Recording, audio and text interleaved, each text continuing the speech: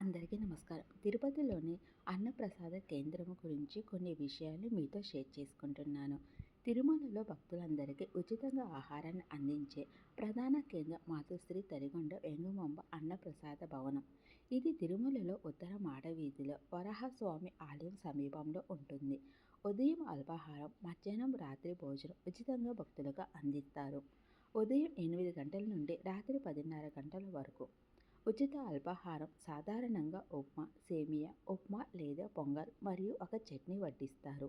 మధ్యాహ్న భోజనము మరియు రాత్రి భోజనం తెల్ల అన్నం, కూర, పచ్చడి, కంది పచ్చడి, సాంబారు, రసం, మజ్జిగ, చక్ర పొంగలి, మసాలా వడ. అన్నప్రసాద భవనానికి రాలేని భక్తుల కోసం మరికొన్ని చోట్ల కూడా ఆహారం అందుబాటులో ఉంటుంది. ఇక్కడ సాంబారు అన్నం, పులిహార లేదా దద్దోజనం. అన్నప్రసాద భవనంలోకి వెళ్ళినప్పుడు చెప్పులు బయట వదిలి వెళ్ళాలి. ఇక్కడ స్వచ్ఛందంగా వడ్డించే శ్రీవారి సేవకులు ఉంటారు. వారితో సహకరించండి. మీకు వీలైతే అక్కడ ఉన్న అన్నప్రసాద ట్రస్టుకు విరాళం కూడా ఇవ్వవచ్చు.